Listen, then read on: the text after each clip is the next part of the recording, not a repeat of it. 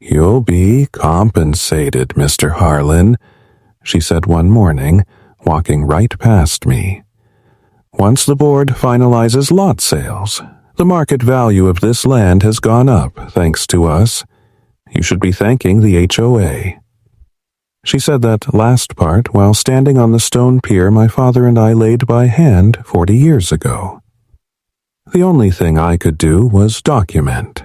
I took photos, videos, filed cease and desists through my lawyer, and started digging into the records. What I found made my stomach churn. Somehow, the HOA had not only filed for development rights, they had approved plans for 37 single-family homes on my lakefront acreage. A quarter of those were already pre-sold. They even had glossy brochures showing couples kayaking in my lake, with a dotted trail outlining the scenic Harlan Reserve walking path. They named it after me, like it was cute. I tried reasoning with the HOA president, a slick man named Bryce Kavanaugh, who wore expensive loafers and had a handshake like a wet napkin. He met me at a board meeting I crashed, where I stood up in front of 30 or so board residents sipping sparkling water and said, "You're building on stolen land." Bryce didn't flinch. "We have legal standing, Mr. Harlan. If you have an issue, I suggest taking it up with the county." I have. They're still reviewing the annexation. "Well, until then," he said with a smirk, "we proceed. That's how development works." It was like talking to a wall painted in smug. Over the next 2 months, my land became a circus. Trucks came daily, pouring foundation. Electric poles went up.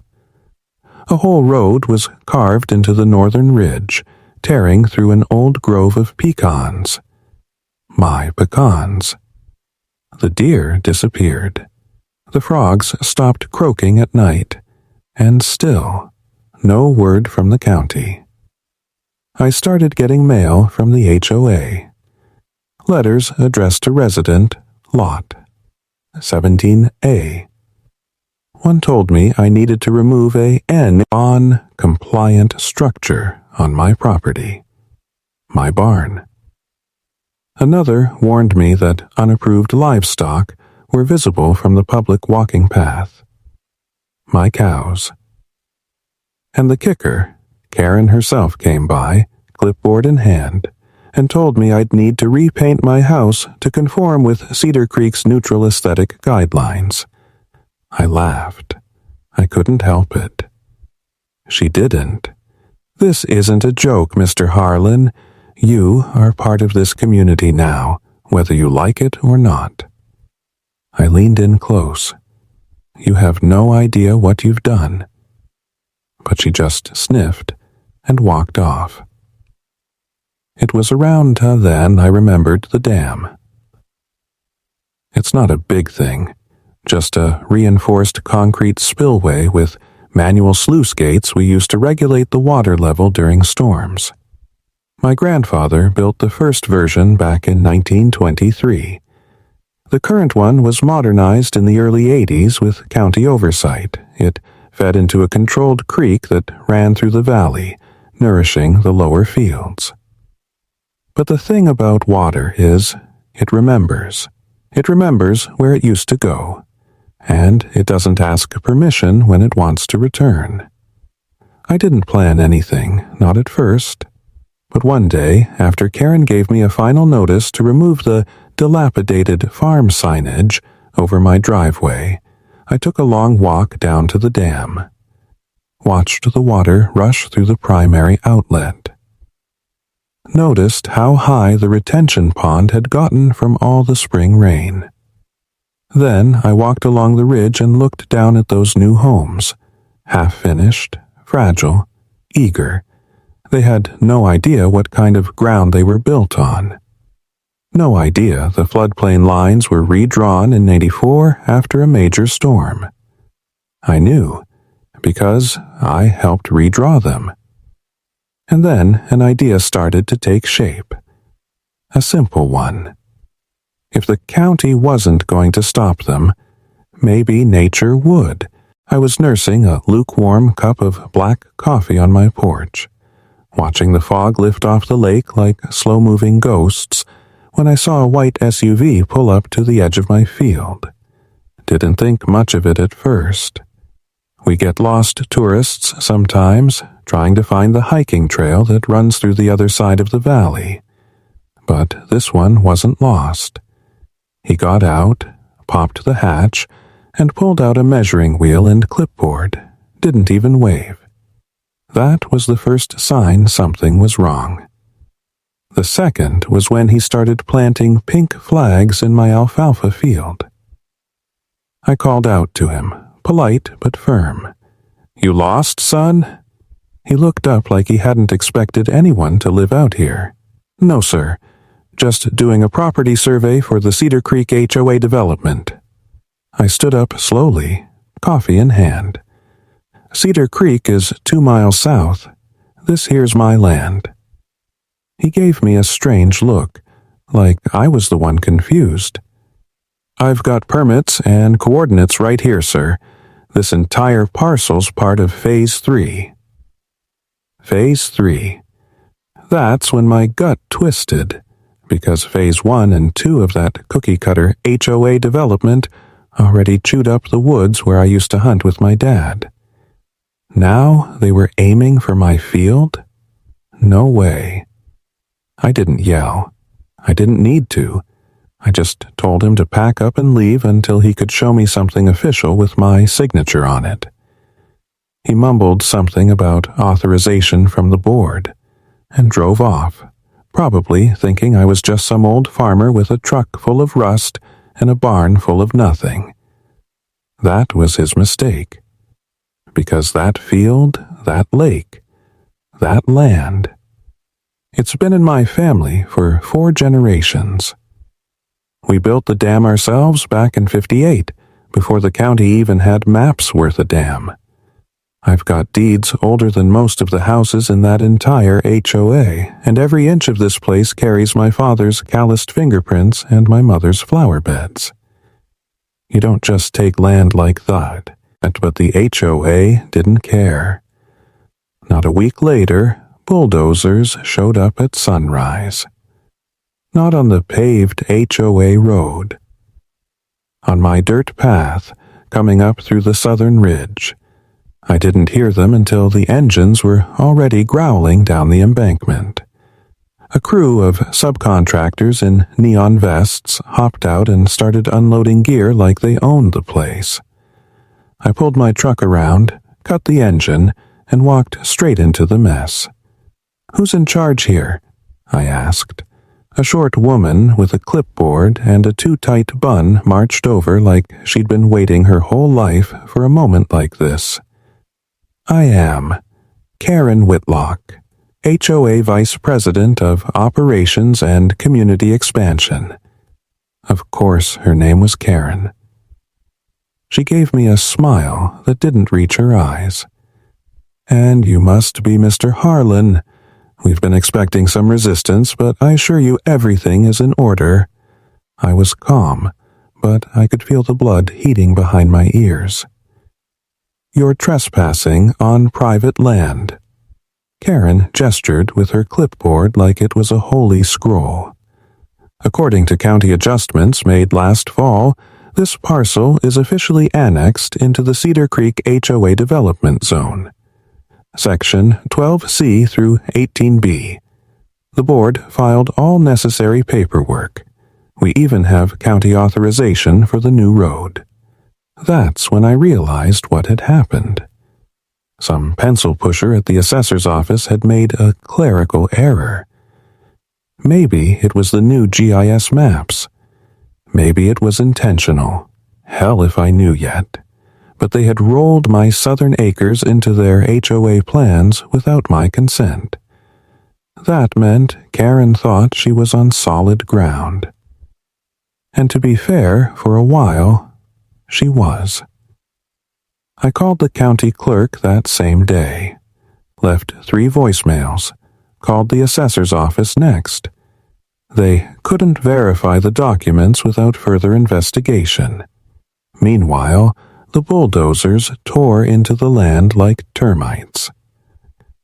Karen was there every morning wearing big sunglasses and barking into her walkie-talkie like she was building the next Taj Mahal. I tried speaking with her, again calmly, but she waved me off like a mosquito. It was a quiet morning when I went down to the dam with a wrench in one hand and a thermos of coffee in the other. Fog was hanging low on the water again, and the reeds were still damp from last night's storm. I stood there, boots firm on the concrete slab my father and I poured nearly 5 decades ago, and I looked down at the sluice gates. You have to understand something about old water systems. They're a bit like old men. Stubborn, cranky, but if you know the right lever to pull, they still remember how to move mountains. The water level was up, real high, too high for this early in the season. But that wasn't an accident, because 2 nights earlier I'd unhooked the bypass valve. That meant every ounce of runoff from the foothills was being caught and stored in the reservoir. The dam was filling like a clenched fist. I wasn't planning on destroying anything. I wasn't going to flood out homes with people in them. I'm not that man. But I was going to send a message. See, the HOA had done something unbelievably stupid, even by HOA standards. Karen, in all her khaki and clipboard glory, had decided to build the new Cedar Creek Community Clubhouse on the low side of the valley, right in what used to be called Wash Hollow. Why was it called that? Because in heavy rain it washes out, has for 100 years. They graded it flat, poured concrete, built walking paths and a shiny gazebo, even had the nerve to install benches with plaques, donated by the Whitlock family. They celebrated with champagne and flyers. Karen gave a little speech. This land, once underused, has now become a community asset, and we owe it to the Cedar Creek HOA board and to our vision. I was standing at the edge of the tree line, behind the crowd, chewing on a toothpick and soaking in every word. They didn't see the reservoir rising. They didn't read the old survey maps I kept in my shed. And they sure as hell didn't know about the underground spring reactivation from all the construction blasting, but I did. And that's when I knew. If they wouldn't listen to reason, they'd have to answer to the land itself. The next week, I played nice. I showed up at another board meeting, brought my binder of documents, tax records, survey overlays. I even brought a copy of the original land deed signed by my great-grandfather back in 1896. I laid it all on the table and said, "This land was never yours. I never sold it. You've built 37 homes, a clubhouse, roads and sidewalks, on property you had no legal right to touch." Bryce, the HOA president, looked bored. This again. Karen, smirking, said, "Mr. Harlan, the board has reviewed the situation extensively. We acted within the scope of local annexation procedures. It's been verified by a county staff." "No," I said. "It's been ignored by county staff." I held up the county survey map, the old one, with red lines showing the real floodplain, the real property lines, and the real damn mess they were standing in. "Your homes sit in a basin. This is a natural catchment area. You keep building, you'll be building in a bowl." That's when the room changed. A few neighbors shifted in their seats. One lady looked out the window toward her unfinished patio. Bryce waved his hand. Mr. Harlan, we appreciate your concern, but your fear-mongering is not productive. Productive? I said, standing up slow. Let me tell you something. You've got 37 homes built on the back of a damned reservoir. One hard rain, and your clubhouse turns into a swimming pool. And you've just guaranteed the dam won't hold. Karen stood. Are you threatening this community, Mr. Harlan? I looked her dead in the eye. No, ma'am. I'm warning it. Then I walked out, slowly, didn't slam the door. I didn't have to. Because by then, the lake was full, and the next storm was coming. It hit 3 days later, mid-April thunderstorm.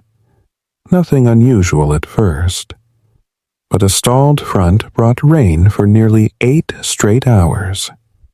I watched from my porch as the wind bent the trees and water poured off the roof in sheets. The ground was already soaked.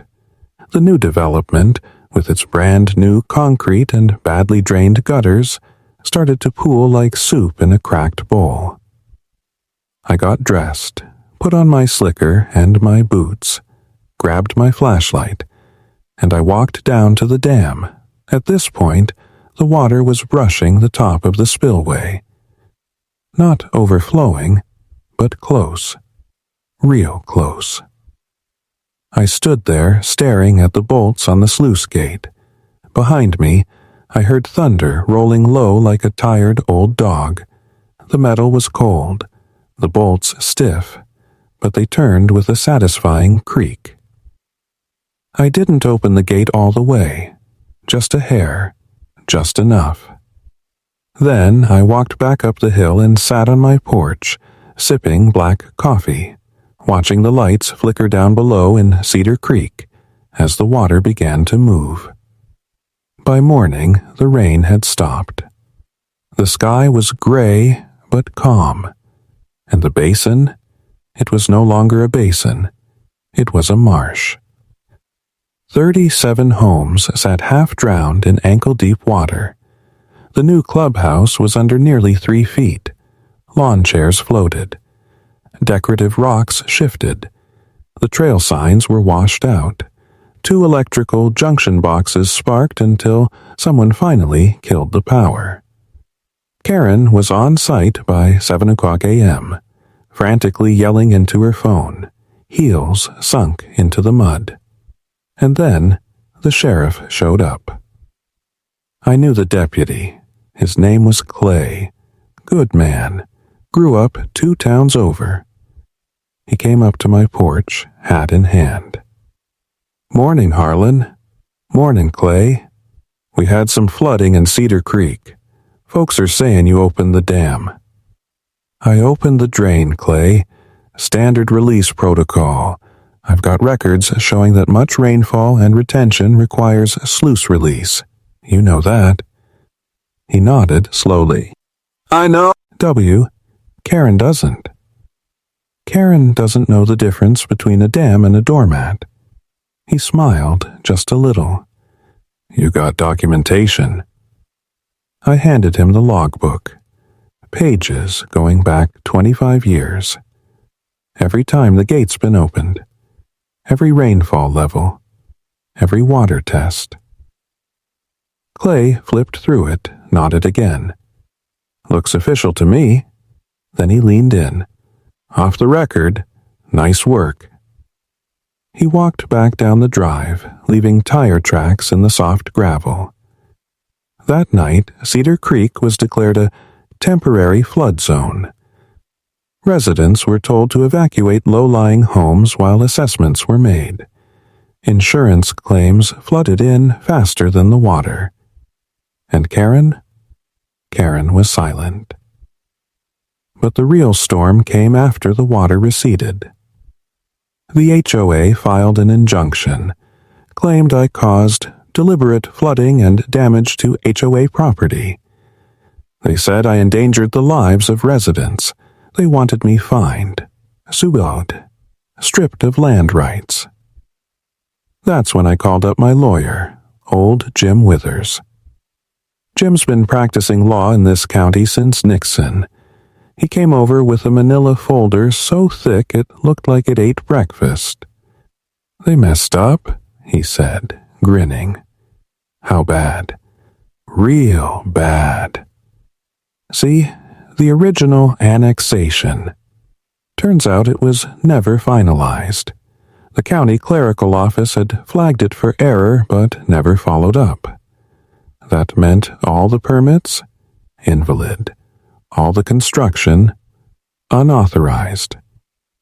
And most importantly, the land still legally belonged to me. Even better, by building without verified ownership, the HOA had opened itself to criminal trespass and civil liability. Jim filed a counterclaim. I filed for emergency, cease, and desist. The sheriff served them personally. Karen's face was pure gold when she read the order. Redder than a stop sign, stammering in front of her minivan while residents looked on in confusion and growing anger. "This is absurd. He sabotaged the land." "Lady," Clay said, "you built on land that don't belong to you." "But we had permits. We had plans. You had nothing," I said, walking up. "And you're about to lose everything." There's a strange kind of silence that follows a legal victory, especially when the folks on the losing end don't believe it yet. The day after the cease and desist went through, my land, every last acre of it, was sealed off from the HOA's control. That meant no more construction crews, no more landscaping trucks, no more HOA volunteers showing up with clipboards to tell me where to hang my wind chimes. The sheriff parked a cruiser near the old pecan grove for good measure. And the developers? They vanished overnight, leaving behind half-finished homes and confused residents wading through ankle-deep mud and bureaucracy. But Karen didn't go quiet. No, ma'am. She doubled down. She called a special board meeting at the Cedar Creek Elementary cafeteria. I attended. Not because I was invited, God no, but because 3 of the homeowners who'd bought pre-built units asked me to show up. When I walked in, folks actually clapped. I nearly turned around thinking they were cheering for someone behind me. Karen was already at the head of the table, flanked by Bryce and 2 other board members I had never met. She was dressed like a news anchor, lips tight, hair tighter, and rage barely hidden behind a forced smile.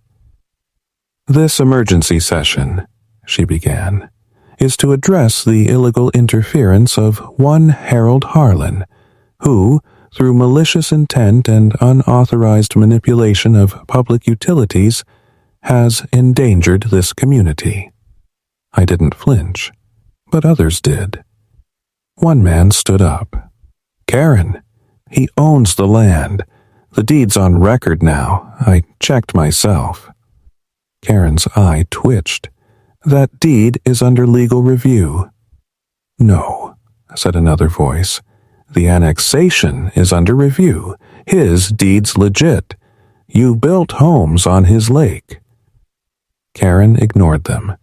"As HOA Vice President, I am moving to remove Mr. Harlan's access to Cedar Creek roads and shared infrastructure." That's when I spoke. "Ma'am, those roads run through my fields. That infrastructure you're talking about, your storm drains are tied into my dam." Someone in the crowd chuckled. Karen slammed her hand on the table. "This is not a joke." That was her mistake, because the moment she raised her voice, the mask slipped. She looked unhinged, cornered, and the board knew it. Bryce stood up slowly and whispered something to her. She brushed him off. I built this community, she hissed. I held it together when no one else would. I raised property values. I created a vision. You created a mess, I said calmly, and it's coming apart, one foreclosure at a time. The next morning, I got a call from a local reporter. He'd heard about the flooding, about the dam, about the homes built without legal land rights. And once I gave him the paperwork Jim had compiled, the survey maps, the unfinished annexation files, the HOA's forged contractor permits, he asked me a question I hadn't expected. You want to go on record? I said yes. The article hit local news first, then regional. Valley HOA builds on private land without consent. Rancher reclaims property with dam release. I didn't expect it to go viral, but it did. By that weekend, my phone didn't stop ringing. News vans came out and parked half on gravel. A drone buzzed overhead. Some college kid offered to do a documentary. I politely declined. But the press brought heat, and heat brought attention, and that's when the State Environmental Board stepped in. Turns out, Karen and the board had also failed to complete runoff testing and erosion control plans. That meant the development violated state law in at least 3 categories.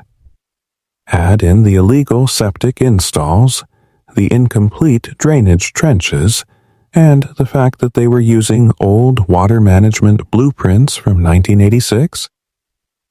They were looking at millions in fines. But the best part was the neighbors. Because when the clubhouse flooded and insurance refused to pay out, act of God, they called it, the homeowners started asking questions. And once those questions got answers, the pitchforks came out. Figuratively, at first, one by one they came to my porch. A middle-aged couple in hiking boots and flannel jackets brought over coffee cake and asked if I'd be willing to testify in a group action suit. Another family offered to help fix my barn roof if I agreed to walk them through their property lines. One woman, a former HOA loyalist, showed up with her dog and said, "I believed in her, I really did, but now we've been lied to." I told them the truth. Told them they'd been sold stolen land. Told them the only reason those houses weren't underwater permanently was because I'd only cracked the sluice and not opened the full spillway. They stared at me like I was some kind of myth. One guy even asked if I'd run for HOA board president. I laughed so hard I nearly choked on my biscuit. But Karen didn't laugh. She lawyered up, filed a counter claim accusing me of environmental sabotage and malicious property obstruction. She claimed I'd destroyed community cohesion and damaged mental health infrastructure. Whatever that meant, Jim Withers handled it in stride. He walked into that courtroom like he was fixing to mow a lawn and left 2 hours later with a judge's preliminary ruling in our favor. And then, during discovery, we found the big one. Emails, dozens of them. Between Karen, Bryce, and a real estate developer in town. Turns out they'd known about the annexation error for over 6 months. Knew the land wasn't fully transferred. Knew the permits weren't valid. But they pushed forward anyway because they thought I was just an old hick rancher who wouldn't notice. Karen literally wrote that in an email. I printed it. Framed it. It's in my barn now, hanging next to the old horseshoe collection. When the emails hit the lawsuit, the dominoes fell fast. The county opened a fraud investigation. the state launched an ethics probe. 2 board members resigned. Bryce skipped town, and Karen doubled down again, called a press conference outside the flooded clubhouse, claimed she was the victim of small-town corruption and patriarchal land theft. Said she was being targeted because she was a strong woman with a vision for inclusive living. Ma'am, you paved over a wetland and told me to repaint my house beige. Don't make this about feminism. The press didn't buy it. The HOA members didn't either. Within a week, they held a vote. Karen was removed by 89% of the community. When she was forced to vacate her lot, a lot she had illegally gifted to herself during Phase 1, she left behind 3 garden gnomes and a sign that read, "This isn't over," but it was. Almost, because one loose end remained, the land, the homes, the mess. I had full ownership now, legally reconfirmed and uncontested, which meant those 37 homes were sitting on my soil, built without my permission, with utilities connected to my dam and runoff ditches dug through my hayfields. What do you do with a neighborhood that doesn't belong to you, but also does? Jim asked me that exact thing. I told him I needed to think. So I did. Walked the land, watched the frogs return, watched the geese glide back to the lake, heard coyotes again at night for the first time in months. And then I made a decision. I spent 3 weeks walking that land. Every inch of it. Some folks pace porches when they're thinking. I walk fence lines. The fields had finally dried out, and the wildflowers were blooming again in places the bulldozers had scraped bald. I stopped by the lake each morning, watching the still water glimmer under the sunrise. It had grown quiet again, peaceful, like the land itself was waiting on me to speak. Because here's the thing, I didn't want revenge. Not really. I'm too old for vengeance and too tired to waste my time playing landlord to a bunch of stucco boxes and rule books. But I did want something that had been stolen back. Respect. And maybe just a little poetic justice. See, the lawyers were already sharpening their teeth. Some of the homeowners were panicked, others furious. But most of them, they were just folks. Same as I'd been once.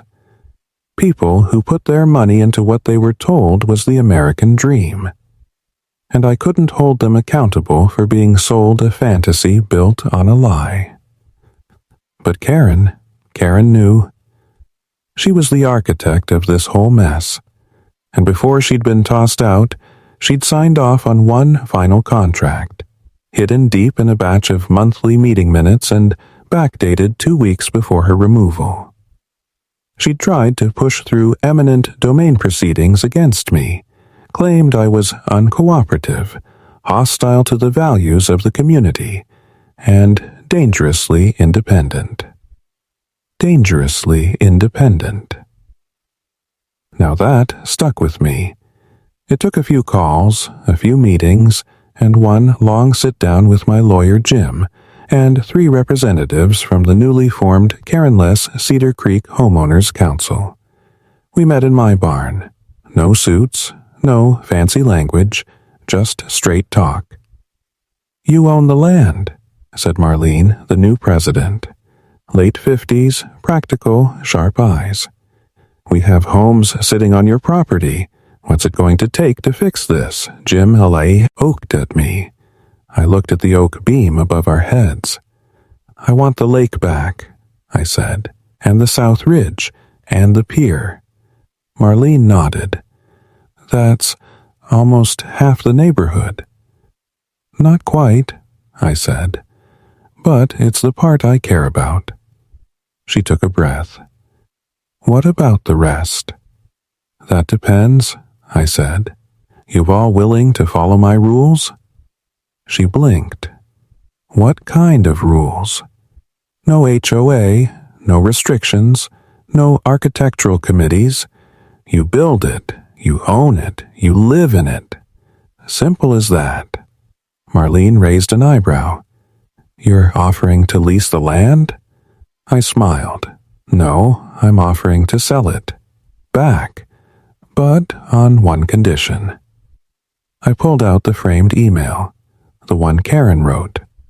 This gets published, full-page ad, local paper, state paper if we can afford it. The truth, word for word. Marlene studied it. She called you a hick? She did. She also said, he'll never fight back. He'll just die mad. I took off my hat, laid it on the table. Guess she got that wrong. The paper ran the email in bold print 3 days later, right next to a photo of the flooded clubhouse, now torn down and marked unsafe for entry.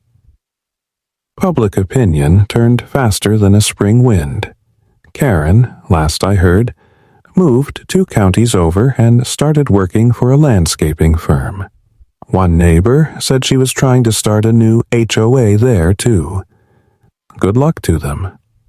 The remaining residents of Cedar Creek took my offer. I sold them the land, under the condition that no HOA could ever form there again.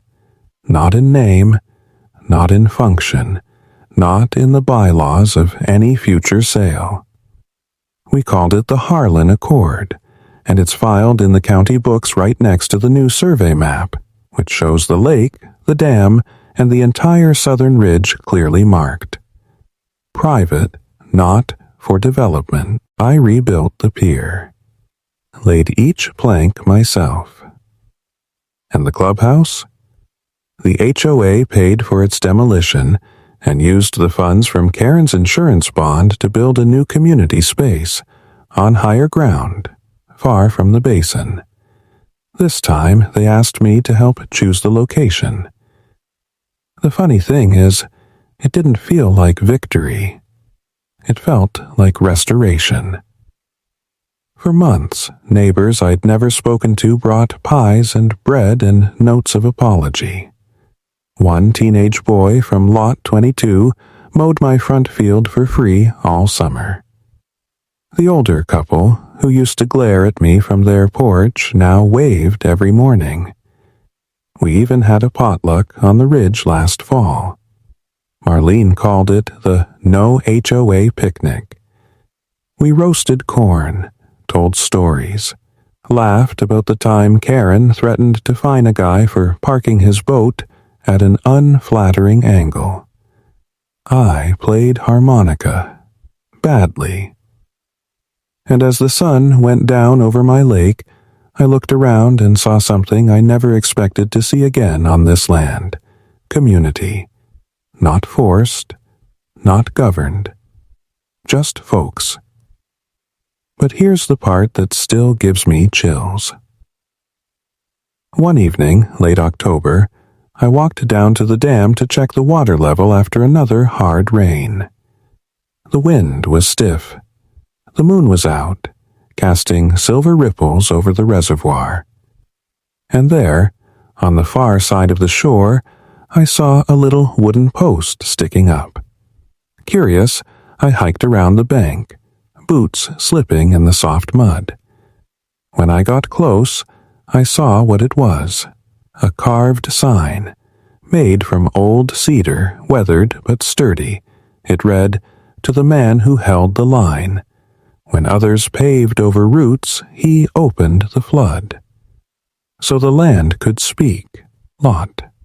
Of residents, I stood there a long time. No noise but the frogs.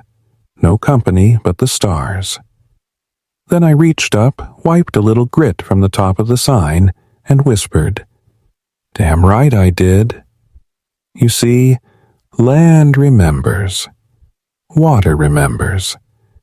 And maybe, if you're lucky, people do too. So, if you ever find yourself facing down a clipboard, a Karen, or a crooked board trying to turn your roots into real estate, remember this. You've got more power than you think, and sometimes all it takes is opening the gate. If you enjoyed this story, don't forget to like, subscribe, and stick around. I've got more wild HOA tales coming your way.